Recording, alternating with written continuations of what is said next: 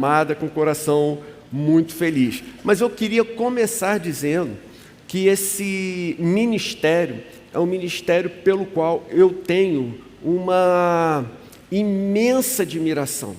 É um ministério pelo qual eu tenho muito respeito, porque eu sei que as irmãs envolvidas nele trabalham dentro do Santo dos Santos. As irmãs envolvidas nele foram chamadas para dedicar um longo tempo de suas vidas dentro do Santo dos Santos, na presença de Deus.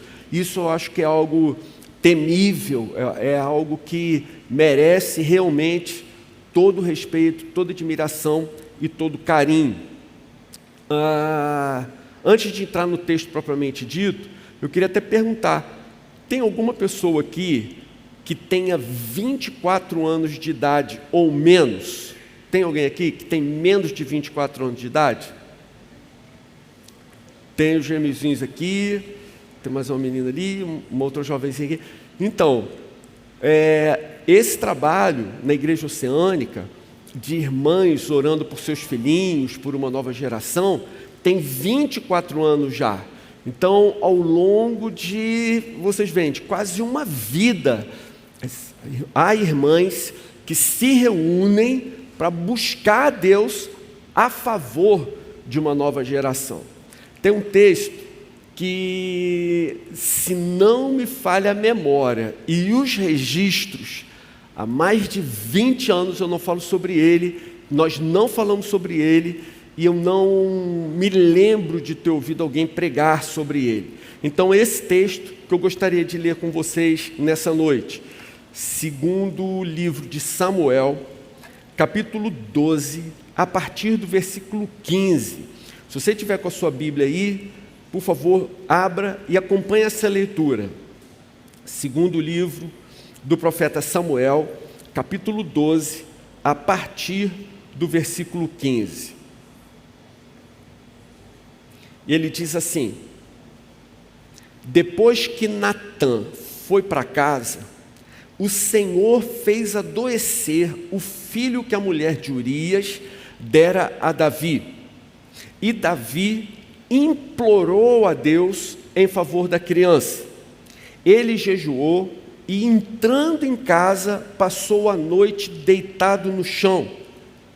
Os oficiais do palácio tentaram fazê-lo levantar-se do chão, mas ele não quis e recusou comer. 7 dias depois, a criança morreu.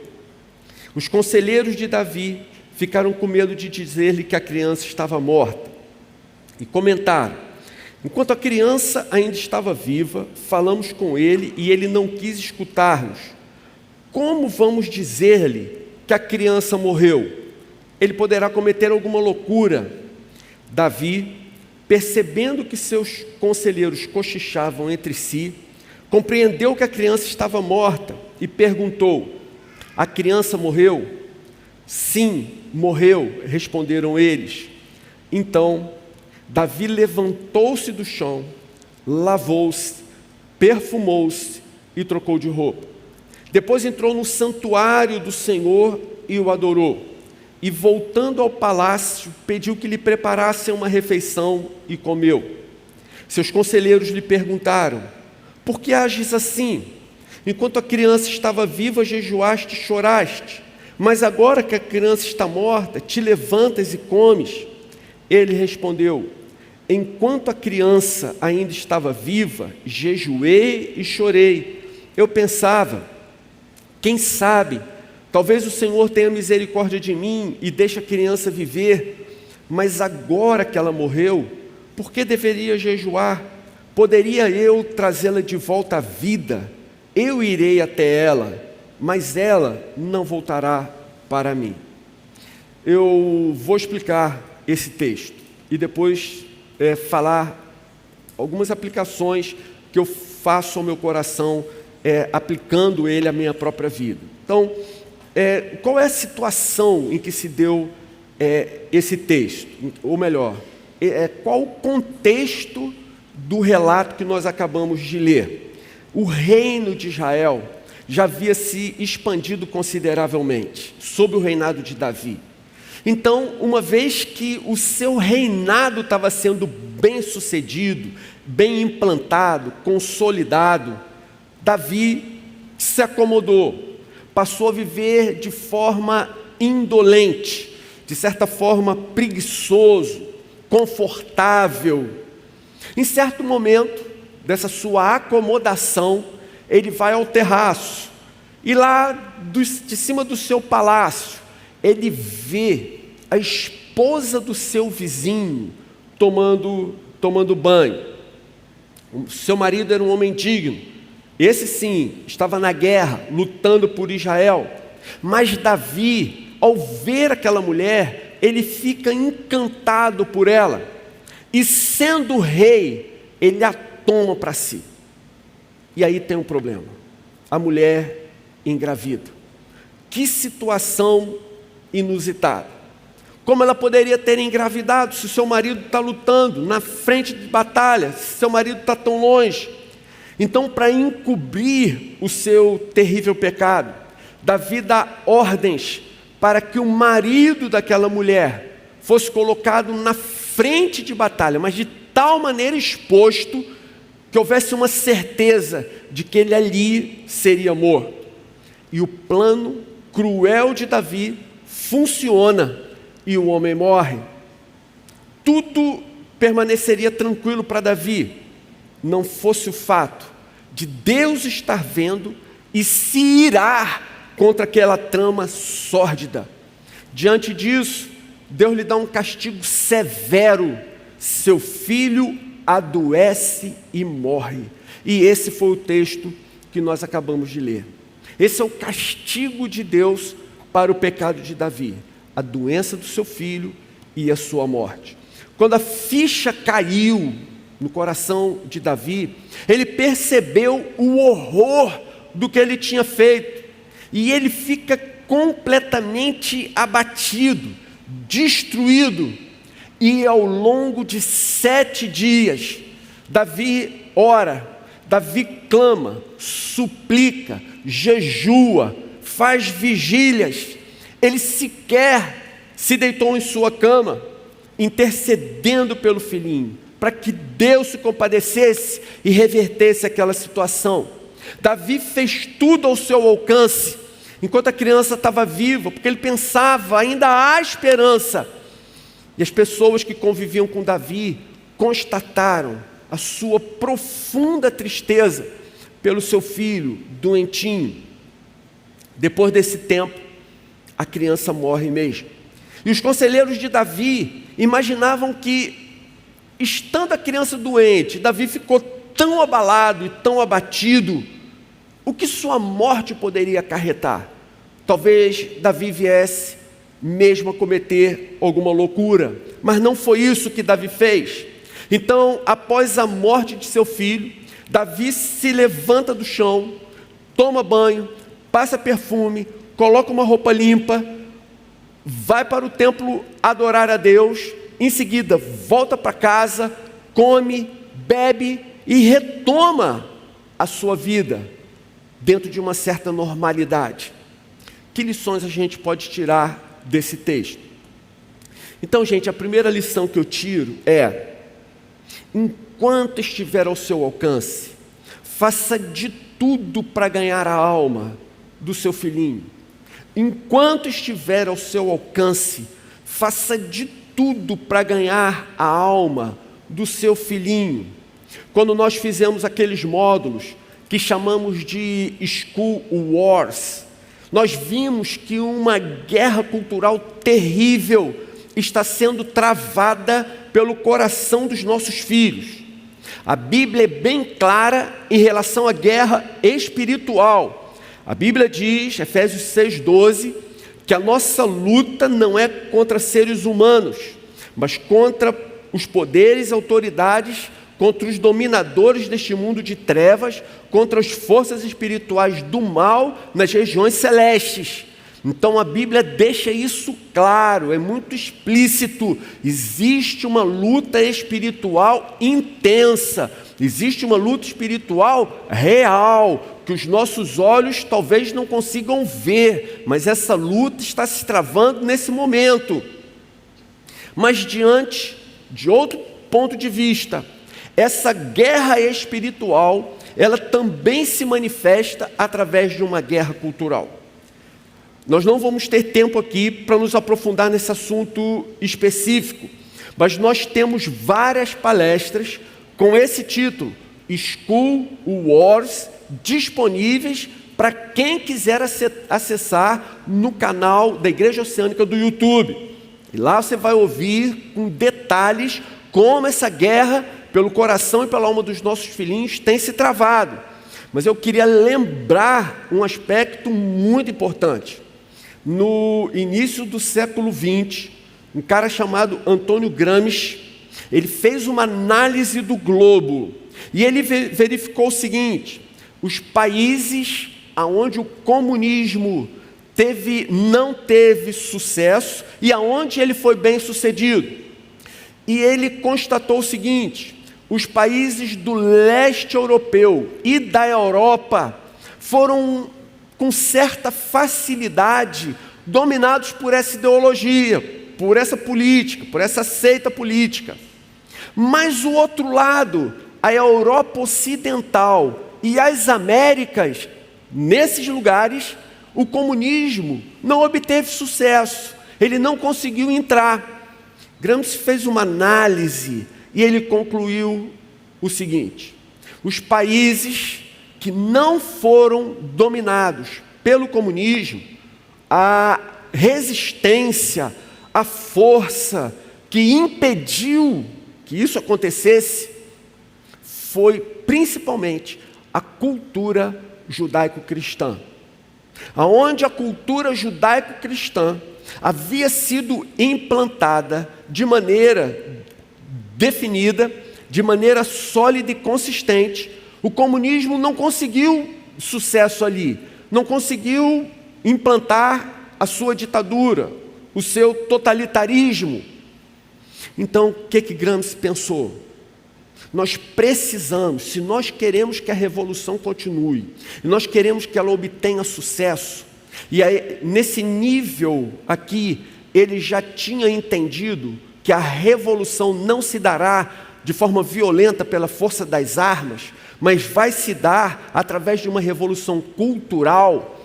O que esses intelectuais passam a defender, a advogar e a acreditar? Eles entendem o seguinte: os pilares da sociedade ocidental são 3: a família, a escola e a igreja. Se eles quiserem conquistar esse mundo mais civilizado, eles precisam então destruir esses pilares. Vamos destruir a escola, a família e a igreja. Por que abordar esse assunto nesse momento? Ainda que reconheço de forma tão superficial. Irmãos, é para relembrar a todos que a alma dos nossos filhinhos está sendo disputada. Para os militantes dessa ideologia, a ética é diferente. Eles lutam contra a cultura judaico-cristã. Portanto, sua ética não é a ética judaico-cristã. O seu Deus é o Estado. No seu entendimento, os fins justificam os meios. Não esqueça disso. Pai, mãe, avô, avó, não esqueçam disso. É essa a guerra cultural que se trava nesse momento. Os militantes que nesse momento lutam por essa ideologia, para eles, o seu Deus é o Estado. Para eles, os fins justificam os meios. É por essa razão que talvez você não entenda, mas agora parece que começa a fazer sentido. Mas você está assistindo um desenho animado com seu filhinho, um desenho animado voltado para crianças, algumas ainda antes mesmo da fase de alfabetização. E de repente vem toda uma doutrinação, de repente vem a destruição de valores que são tão caros para os cristãos. De onde vem isso? Dessa militância. E esses desenhos, cada vez em maior número, em maior quantidade, eles não são exceção. Nos dias de hoje, esse tipo de ataque às nossas crianças, isso deixou de ser exceção, isso passou a ser a regra. Esses desenhos, eles não entram na grade da manhã, da hora do almoço, de uma maneira aleatória, por um equívoco da emissora. Eles estão ali intencionalmente, porque a ideia é destruir os valores que você ensina e prega para os seus filhinhos. Esses desenhos foram colocados ali propositalmente. Nós vemos professores covardes tornando obrigatória a leitura de textos impregnados desse veneno ideológico, para seduzir o coração, para confundir a mente dos nossos filhinhos.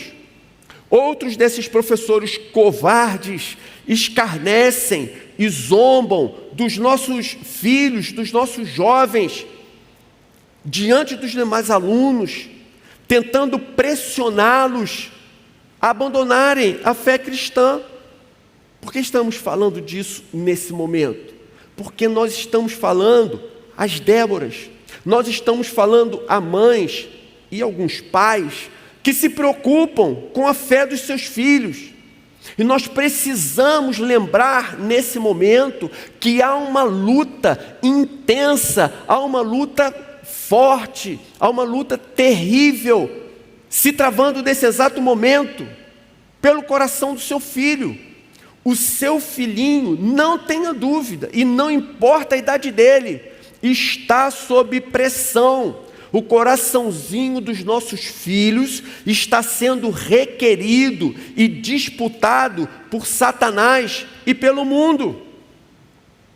E aí, nesse momento, eu quero lembrar a vocês que não vale a pena você ganhar o mundo inteiro e perder a alma do seu filho. Não vale a pena você ganhar todo mundo, se em troca disso, você perder a alma do seu filhinho. Ele precisa de você, ele precisa do seu tempo, ele precisa da sua compreensão, ele precisa dos seus conselhos, e ele precisa das suas orações. A gente acabou de ouvir aqui a minha filha falando. Foi uma conversa, provavelmente que não se estendeu durante muito tempo, mas o que Fátima falou para ela naquele momento foi decisivo. Nós temos tido a experiência aqui de ouvirmos jovens criados na igreja, que se afastaram e depois voltam. O que eles contam vamos dizer, segue um padrão. Normalmente é a mesma história. E o que eles dizem é o seguinte: olha, quando eu estava fazendo algo que eu sabia que era errado, eles falam, eu sempre lembrava da minha mãe me dizendo que eu não deveria estar ali, que aquele não era o meu lugar e aquilo não era o certo a se fazer. Enquanto estiver ao seu alcance, faça de tudo para ganhar a alma do seu filho. Me lembro de um poema que eu li há muitos anos. Gente, como foi importante eu ter lido esse poema enquanto meus filhos ainda eram pequenos. E o poema diz assim, o título do poema é O Gato e o Berço. Vou ser como você, pai. Você sabe que vou ser como você. Quando é que você volta, papai? Não sei quando não. Mas ficaremos juntos então, filho. E aí vamos nos divertir a valer. Mas esse pai é muito ocupado. Tenho contas a pagar, compromissos a cumprir. O menino cresce, completa 10 anos e sempre dizendo: obrigado pela bola, pai. Vamos jogar? Venha me ensinar a chutar. Hoje não, disse eu, tenho muito o que fazer. Tudo bem, o filho falou, e se foi, mas o sorriso continuou. Outro dia, ele chegou da faculdade, parecendo tanto um homem que eu tive de falar: filho, me orgulho de você, venha conversar. Ele abanou a cabeça e respondeu sorrindo: o que realmente quero, pai, se puder emprestar, é a chave do carro. Vejo você depois. Mas quando você volta, filho? Não sei quando não, mas ficaremos juntos então, pai, e aí vamos nos divertir a valer. E assim a vida passa, e a melhor parte da vida nós deixamos escorrer entre os nossos dedos. Sabe quando você ensina o seu filho a andar de bicicleta, e aí no início você vai segurando ele para não cair, vai ajudando ele a se equilibrar, até que um dia seu filho pisa forte no pedal, e nessa hora não adianta você querer segurar, você vai ter que largar, e ele irá por si próprio. Davi teve 7 dias para orar pelo seu filho. Nosso tempo com os nossos filhos é muito curto. Talvez você pense assim: não, meu filho ainda está muito pequeno. Gente, eu me lembro quando atravessava Amaral Peixoto com Fátima, saindo da ginecologista dela, e ela dizendo: olha, vai agora para o hospital, vai agora, não dá tempo nem de você em casa pegar as coisas, porque você já tem abertura, seu filho vai nascer a qualquer momento. Fomos para o hospital, e ali me lembro da médica falando para ela: fecha a perna, senão ele vai nascer aqui no corredor, fecha a perna.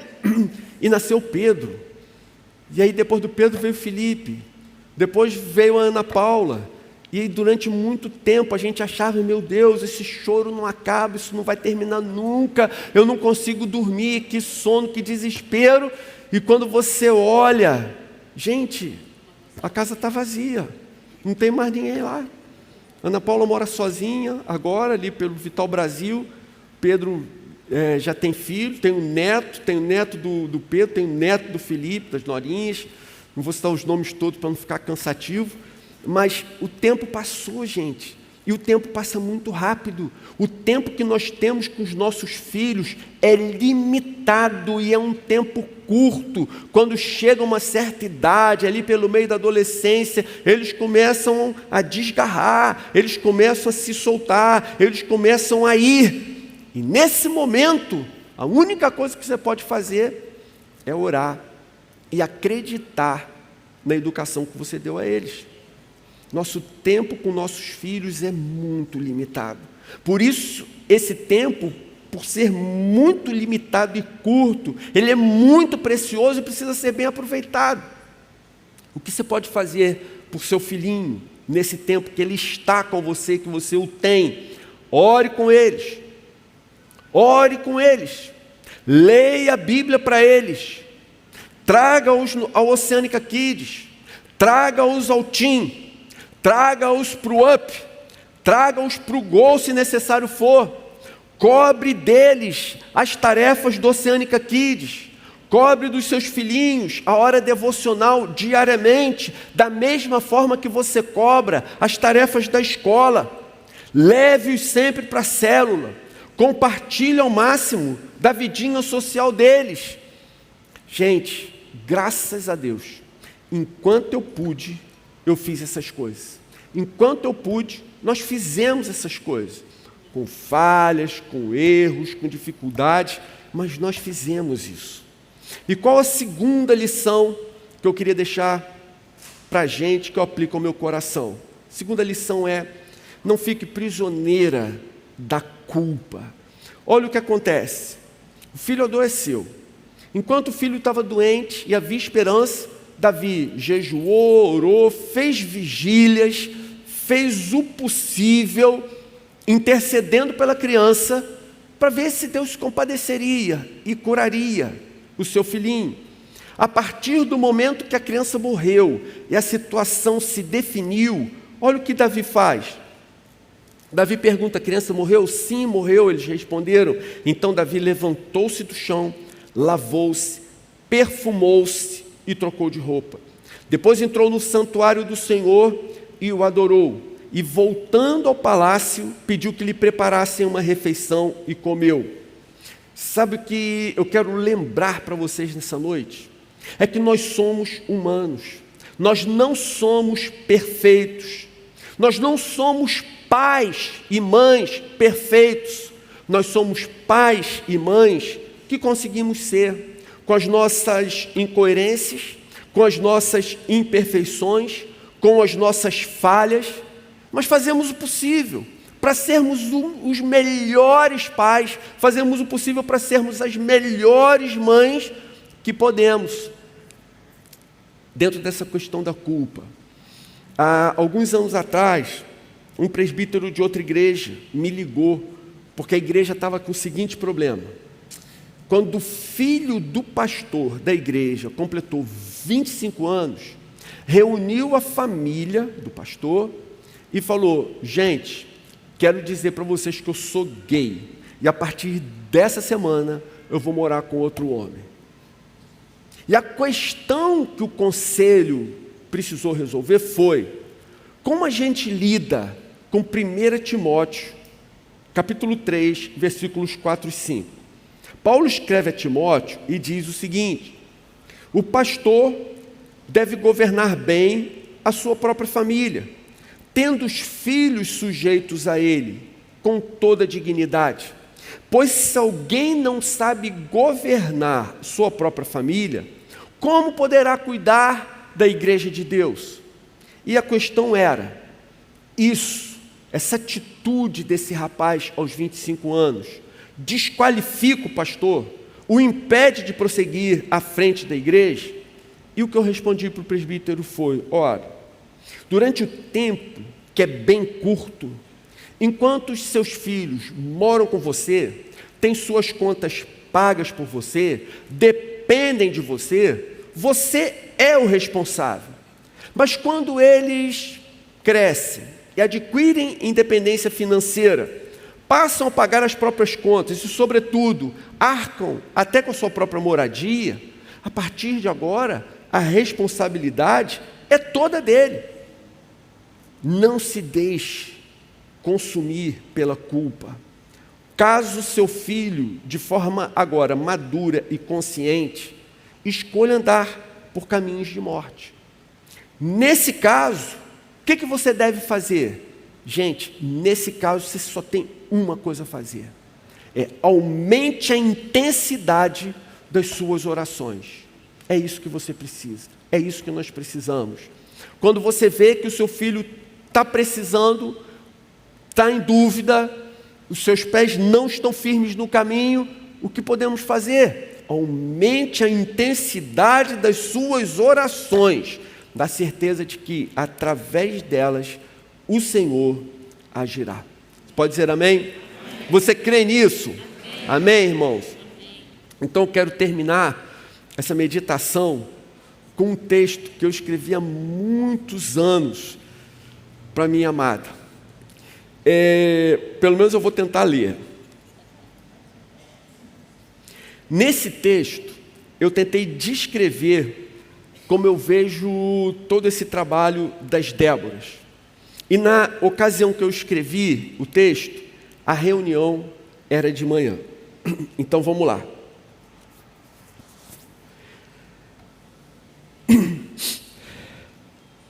O dia começa a clarear quando o movimento do quarto me despertou. Na noite anterior, ela fora dormir mais tarde, orando e deliciando-se com as escrituras sagradas. A cada página revelada, seus olhos brilhavam. Como dois grandes amigos, era nítido que o Senhor lhe compartilhava segredos e juntos traçavam planos para o combate. Da mesma forma que um soldado orgulhosamente veste seu uniforme, ou um guerreiro se aparelha para a batalha com sua armadura, Ela já havia se levantado com os primeiros raios do sol, e com efervescência em seu coração, se preparava para o embate que haveria em alguns instantes. Meus olhos, ainda embaçados da noite de sono, tinham dificuldade de ler o que estava escrito em sua camisa, apesar das enormes letras. Mas não havia necessidade. Foram tantas as vezes que ela usou, que eu já sabia o que ali estava. Era um nome, não seu, mas um com que se identificava, uma identidade de alma. Débora, a juíza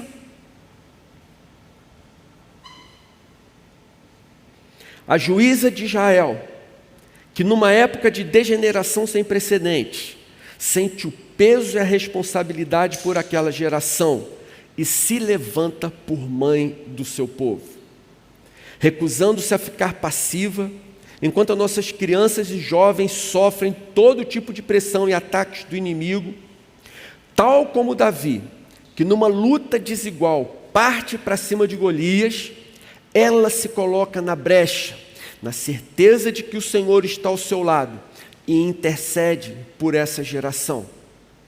Consciente da responsabilidade do seu chamado de mãe, recusa-se a desistir pela demora na resposta.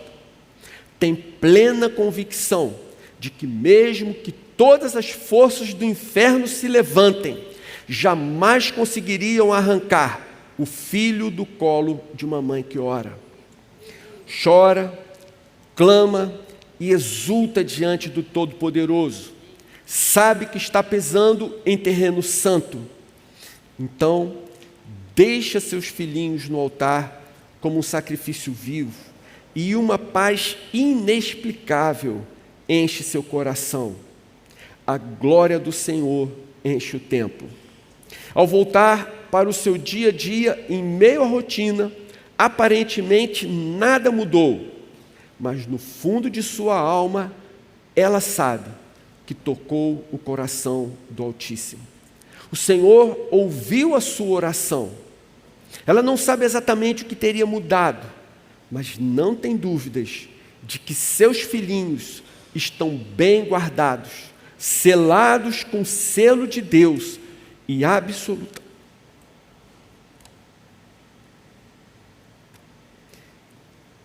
absolutamente nada poderá tirá-los de suas mãos. Pode dizer amém? Glória a Deus. Aleluia. Esse é o nosso Deus. É nele que confiamos. É a ele que entregamos os nossos filhinhos. Amém, gente? Então, eu queria terminar fazendo uma oração com vocês. Senhor querido, eu quero te agradecer de todo o meu coração por essas pessoas que semana após semana têm se colocado na brecha a favor dessa nova geração. Não conseguimos dimensionar, Senhor, o quanto essas orações influenciaram e têm influenciado os trabalhos do Gol, os trabalhos do Up, os trabalhos dos Teens, o trabalho do Kids. Senhor, quantos jovens foram abençoados, salvos, transformados, curados, libertos, porque o Senhor ouviu a oração das suas mães. Agora, nesses dias em que celebramos mais um ano desse trabalho tão santo, tão intenso, tão dedicado, Senhor, derrama uma porção muito especial do seu Espírito sobre essas irmãs, de maneira que não arrefeçam, não se abatam, não desanimem, até que o Senhor conclua a obra que começou. Nós pedimos assim, agradecemos, em nome de Jesus. Em nome de Jesus. Amém. Amém. Aleluia. Ao Senhor toda a honra.